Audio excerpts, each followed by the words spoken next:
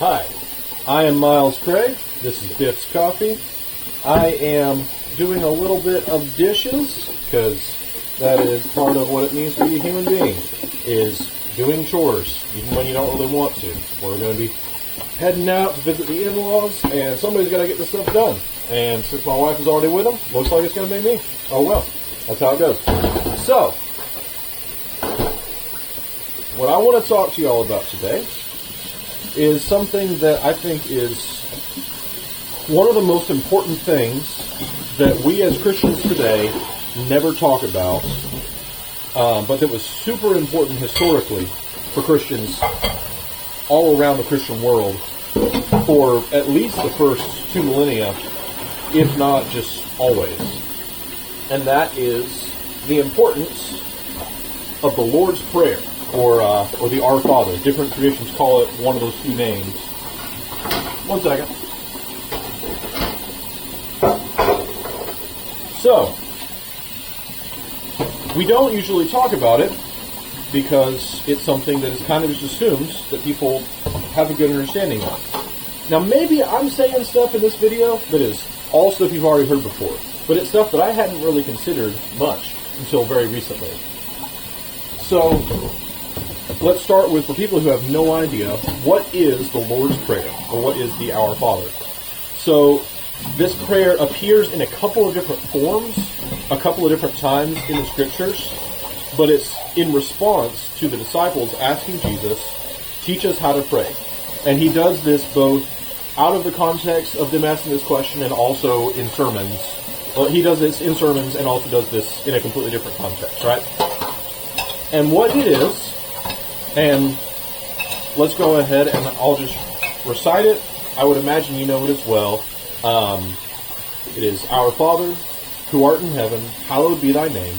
Thy kingdom come, thy will be done, on earth as it is in heaven. Give us this day our daily bread, and forgive us our trespasses, as we forgive those who trespass against us. And lead us not into temptation, but deliver us from evil. And some versions of the prayer appear later that include the tagline at the end, for thine is the kingdom and the power and the glory forever and ever. Amen. The earliest versions of it do not have this, and the most traditional use of the prayer does not have this in it either. So it just ends with,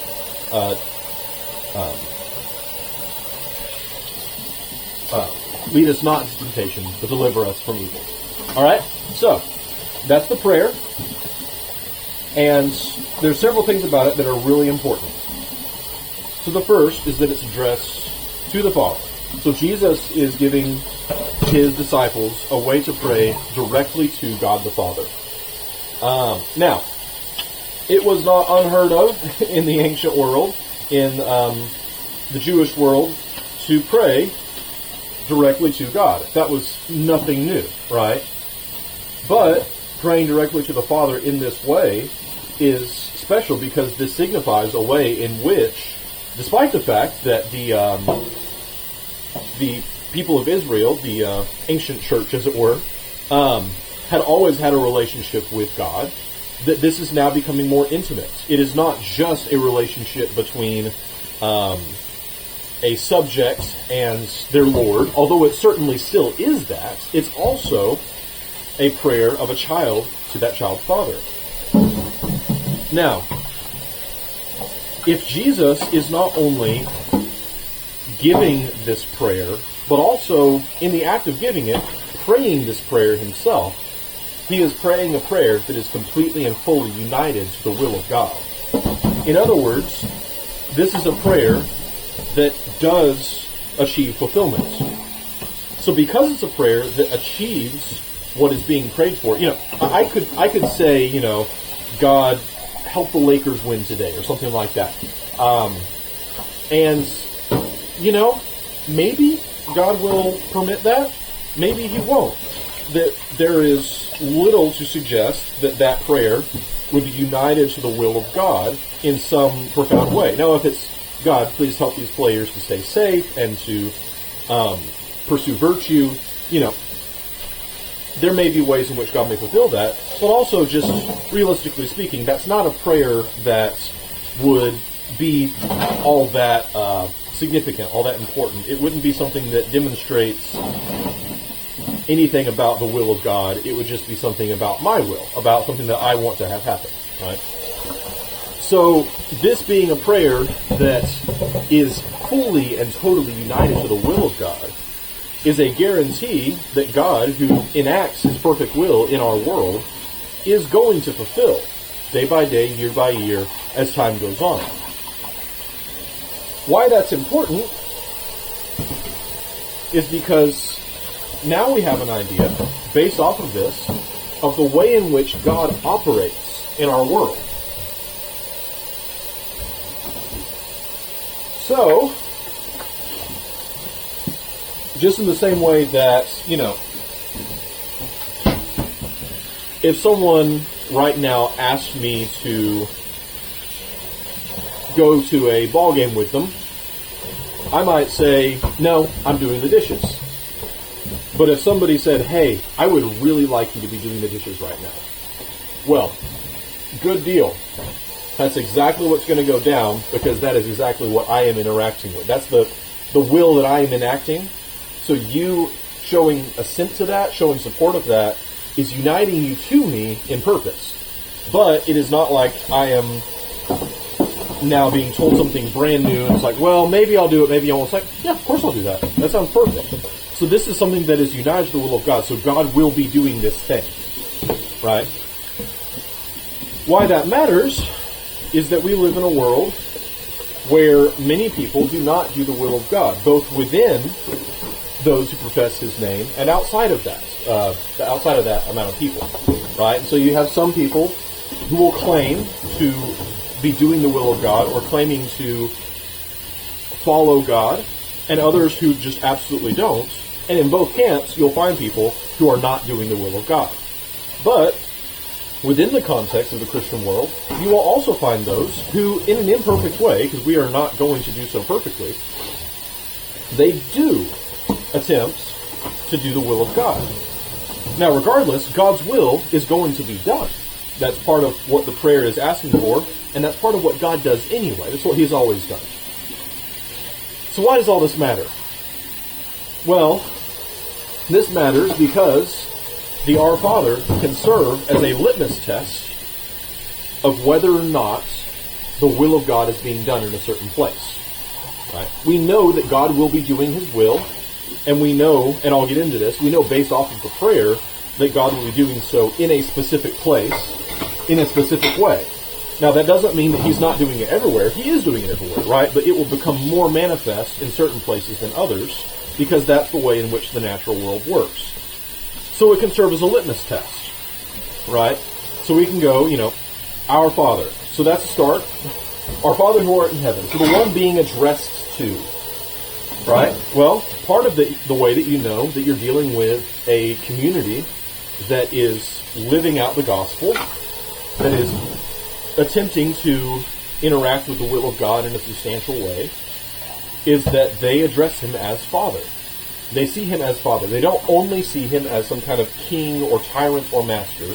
They also see him as a Father. That's a start. They also see him as a Father who is in heaven, right? So there is a certain level of separation between he and us that is, at least in part, based off of him being, quote-unquote, in heaven and us not being in heaven. Now, what that means is something that we could get into and might be a good topic for another video. But that is merely the address, right? But those aren't the things that are being petitioned, right? So that is the person who this is being given to, but that is not the request, right? So if I went to the president and I said, my president who is in Washington, and then made my request, well, we've established, okay, that's who I'm talking to, and that determines part of my relationship with him. I'm acknowledging him as my president. If I came to him and said, hey, that guy's president, or my president but not our president, those are different statements, right? If I say my president, then I'm saying it's just me. I'm the only one who I'm interested in talking about right now. But if I say our president, then now I'm talking about someone who is uniting a whole bunch of people together under this title of president. Well, the same thing is true of Father. God is uniting everyone into what it means to be his son or his daughter. So we have these moving pieces, right? And that's just in the address. That's just in him saying, Our Father. That's it. Our Father who is in heaven. That's all we have really touched on. And now this statement of, hallowed be thy name. So, hallowed is an old English word that means holy. In other words, may your name be kept holy. So, one of the ways that you know you're dealing with a real, rational, beautiful, holy community that is following God is they attempt to protect his name from profanity. They use his name in a holy way, and they attempt to make his name look good through their actions, through their prayers, all that kind of stuff. Then thy kingdom come, right? A kingdom is not, Jesus says, my kingdom is not of this world, but he doesn't say, my kingdom has nothing to do with this world. Otherwise, when we say in the very next line, thy will be done on earth as it is in heaven, well, that would mean nothing, right? Because now we're just saying, thy kingdom come, but like only in a kind of spiritual, kind of something sort of kind of way. And I mean, thy will be done, yes, but like as soon as we say on earth as it is in heaven, we are saying this is something that starts in heaven and comes down to earth, and we're participating in that. And I guess I'm done with dishes, but I'm going to keep talking anyway. What does that mean, though? Thy will be done on earth as it is in heaven. So, many things, right? One is that things like divine justice and divine love are actually enacted in the world that we live in. But another thing, how many wills does God have? And now we're not talking about here like the Christological thing of, how many wills are there in the two natures in one person of Christ. That's a whole different discussion. We're talking about in terms of the Holy Trinity, specifically in terms of God the Father. There is one will present in the Holy Trinity and in God the Father. So, are there going to be a bunch of different competing wills? A bunch of competing different representations of the will of God? No. That would be a completely backwards way of thinking about something that's very specific, right? This would be the same as me saying, I am going to enact my will on these dishes, and I clean some of them, I leave some of them uncleaned, and others I make dirty. I'm not enacting one will in that process. I will one thing to be clean, another thing to remain unclean, and another thing to become unclean. That's three different. That's a fragmentation of what I said my will was. So if we're saying about God, thy will be done, we're saying, God, your singular action in the world, it's one, right? And so one of the ways that you can tell that you're dealing with a true community that is following after God the Father is that there is not going to be this multiplicity of ideas, right? There's going to be, and that's not to say like there's not going to be a wide variation of expression of ideas, but that when it comes down to it, there is one thing that is being professed, right? And we can talk about that in many ways. We can talk about that as the Holy Trinity. We can talk about the person of Christ. We can talk about that in terms of what the church is. We can talk about that in several different ways. But we're all saying God is imposing his will on the earth, right? So in this, we can't adopt a framework like the Gnostics did when they said that the material world is bad and that the spiritual world is good, and therefore the best thing to do is to find ways to escape from the natural world so that you can be more participating in the divine world. That's not the dynamic. Because if that was the dynamic, then what we're saying is it's fine if it's done in heaven, but it can't be done on earth because the earth is inherently bad and cannot be reformed, right? That would be an example of a kind of fragmentation. Another kind of fragmentation would be if two people are saying they believe the same gospel, but you have one that says baptism is not necessary for salvation, and another that says that it is. If we can't decide on something as simple as salvation, we are not talking about a unified gospel in which God is imposing his one perfect will upon the earth. Now we're dealing with two wills, and one of them may come from God, the other one may not, or they may both not come from God. But as soon as we're saying, no, it's either this or this, we're not saying God is imposing his will. We're expressing there's a fragmentation taking place. So whatever it is to have the thy will be done on earth as it is in heaven, if that is a true statement that is truly being fulfilled, then Jesus Christ has founded something. Okay? Founded something that is capable of expressing in a wide variety of places, is capable of imposing the will of God upon the world. Now, we don't like that language of imposing the will of God, right? Because that sounds like a power grab. But the fact of the matter is, if God's will is perfect and one and unites all things, and our will divides all things, then we have everything to gain from participating in that one thing.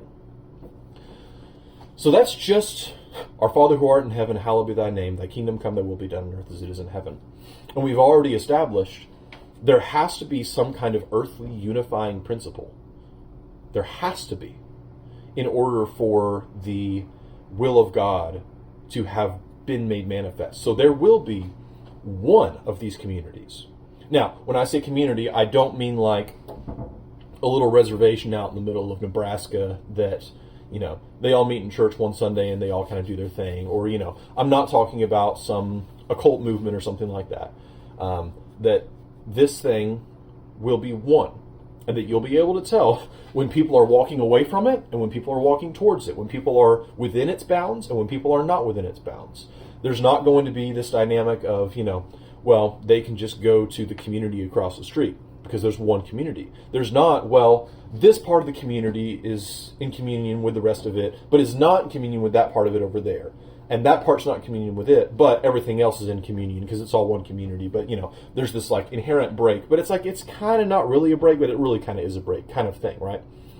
There's going to be a clear standard by which you can say, this one's in, this one's out. And it's going to be based off of something physical, because God is imposing his will from heaven onto the earth. So there's some physical dynamic taking place that unifies all of these things together so that you can tell, based off of this one thing, if you're in or if you are out.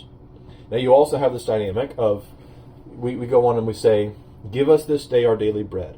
All right? So this community is provided for by God, who gives them a gift that is at least under this metaphor of bread, right? And this is something that can be accessed on a day-to-day basis, right? Now, that's not merely a symbol, right? That's not merely a loaf of physical bread, because we also know from the Old Testament, man cannot live by bread alone, but by every word that proceeds from the mouth of God. So this also includes a consistent, across time, from day to day and for the rest of eternity, or at least until Christ comes back, access to true Word of God. But it also includes this dynamic of being nourished by God directly, right? So give us this day our daily bread, and forgive us our trespasses as we forgive those who trespass against us. So this community is not only being nourished by God, but is being offered grace from God, and is offering grace to others, both within that community and outside of that community. So we have all that taking place already. Forgive us our trespasses, we forgive those who trespass against us. Now we have, and lead us not into temptation, but deliver us from evil. So this community would have to have this dynamic at play of lead us not into temptation. So, right, this community is led by God. This community is led by God and is being addressed by God in these things in one way or another, right? It doesn't have to be in one specific format, but it has to happen. And deliver us from evil, right? So this is something that protects people's access to God and to salvation through some means. Now, I am only aware of one community that consistently keeps the name of God holy, that enacts as a vessel to impose his one singular perfect will in a unified way on earth just as it is in heaven, that provides access to this daily bread that is a spiritual nourishment, but also has some kind of physical nourishment at play, which also, by the way, that has to do with how we care for the poor as well, right? Those who don't have access to bread do have access to the generosity of this community, so that they are enacting the will of God by giving that gift to others, right? So that provides access to that daily bread, who provides a mechanism for forgiveness and also extends that forgiveness to others, even when they've been wronged, and who does not provide a source of temptation, but is actively in this process of whatever temptations are going on, is delivering from those temptations. That as it starts, it continues. Right? That as this thing starts, this evil that looks like is in need of deliverance, by the point that is already happening, this temptation is developing, that evil is already being delivered from, right?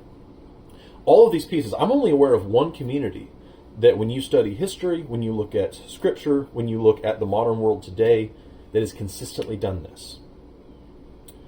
And it's the Catholic Church. Gonna let that sit for a second. If you've watched this channel before, you know that we're Catholic, but I've made a point to wait to mention that until this point in the video.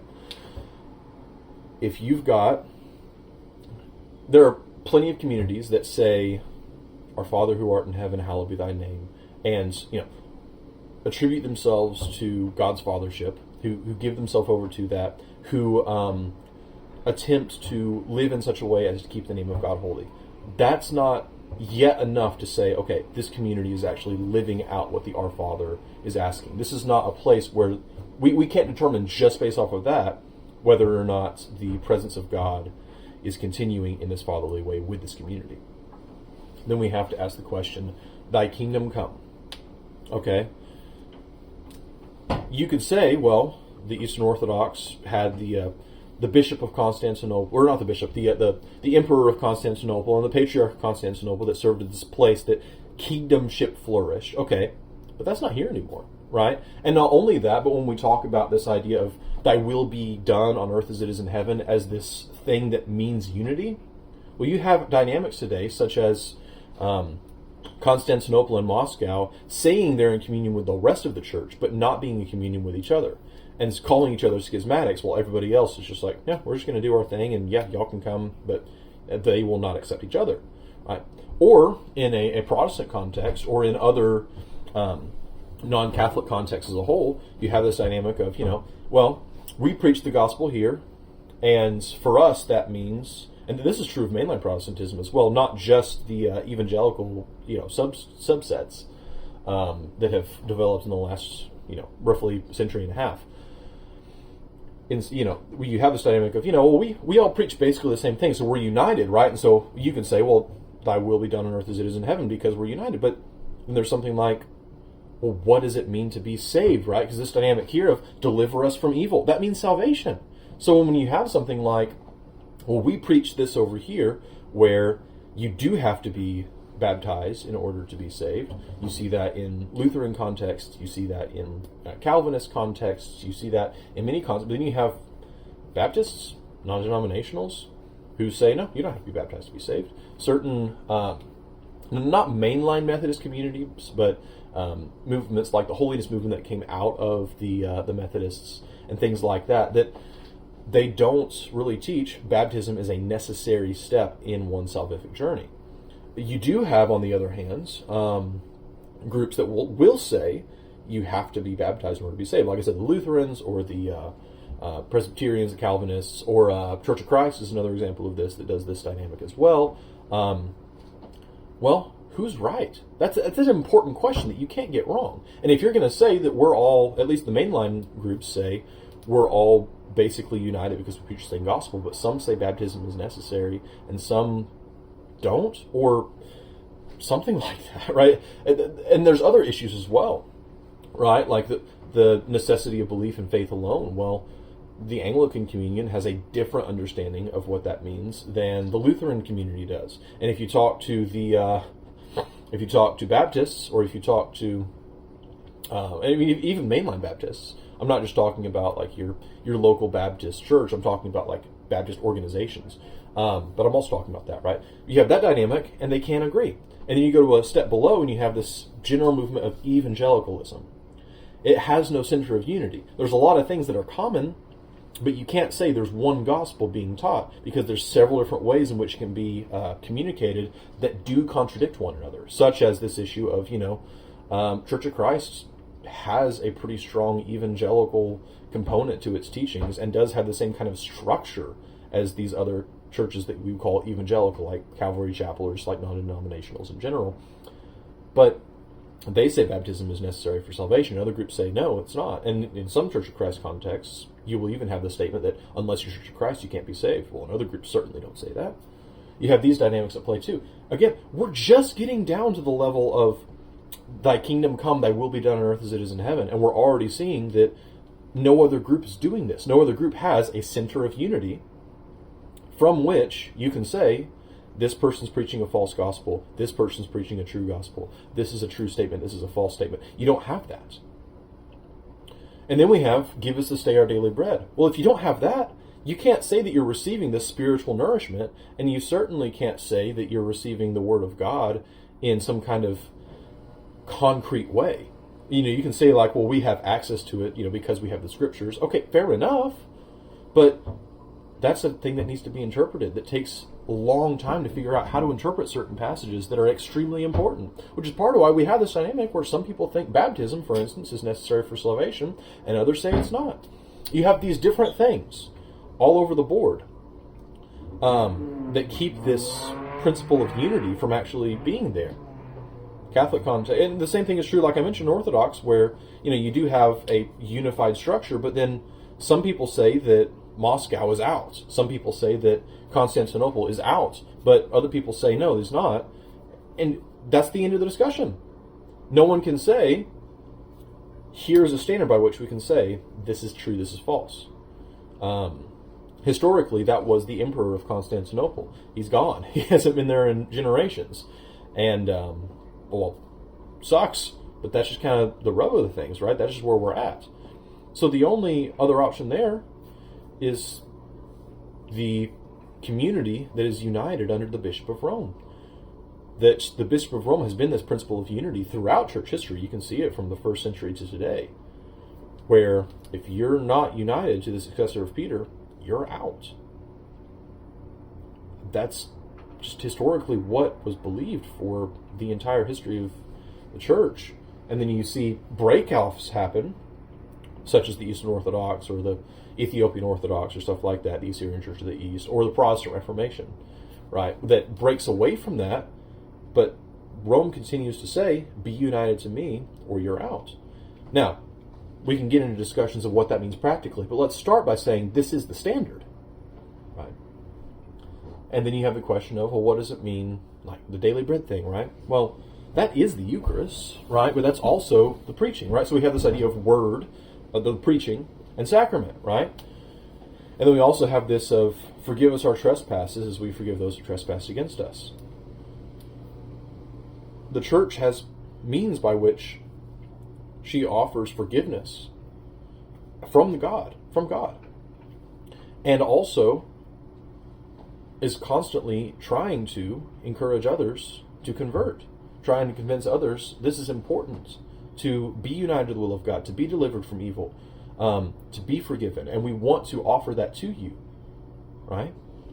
And then you also have this other aspect of it, right? This lead us not into temptation, but deliver us from evil. Well, this unites a lot of these things together, where if you don't have a way to say, well, this is wrong, this is right, like a standard of moral theology that everybody has to adhere to, if you don't have a system like the sacrament of confession that says this is necessary in order to receive that grace, then you don't have a way to have any kind of certainty whatsoever that that's actually being accomplished. So, in conclusion, let's just kind of go over it again. Our Father, who art in heaven, hallowed be thy name. Thy kingdom come, thy will be done, on earth as it is in heaven. Give us this day our daily bread, and forgive us our trespasses, as we forgive those who trespass against us. And lead us not to temptation, but deliver us from evil. If God is actually fulfilling that prayer, and I think every Christian should believe that he is. I don't see a way that somebody could not believe that. You got to be Catholic. And I know that's a bold statement for some people to hear. Like, that may be challenging to hear. You may have this argument and that argument for why you don't think that should be the case. But when you look at it, this is the only community that actually lives out the prayer that she asks God for. It's not enough just to say, I pray that you will be clothed. If you have a way to clothe somebody. James talks about this in his epistle. It's not enough just to say this prayer, but you actually have to be willing to live that out. Faith without works is dead, as he puts it himself in his letter. So, if there's not someone who is both saying, God, do this, who is also saying, and I will participate in that, then you don't have the kind of fulfillment that the prayer actually works towards. So if God is fulfilling this prayer, he's doing it through a community, through the church. And that's just where things stand. I hope this has been an eye-opener for people who disagree. I hope this has been affirming and encouraging for people who are Catholic, who do believe in the Catholic Church. There are problems in the Catholic Church, and I don't want to overlook those things. But if you want to say the Lord's Prayer and you want to live that out, then you have an obligation to enter into communion with the church that is actually living out the Lord's Prayer, the Our Father. My name is Myles Gray. This is Biff's Coffee. I hope that you have a blessed day, and I'm glad to be done with dishes. And I hope that this has been encouraging to you.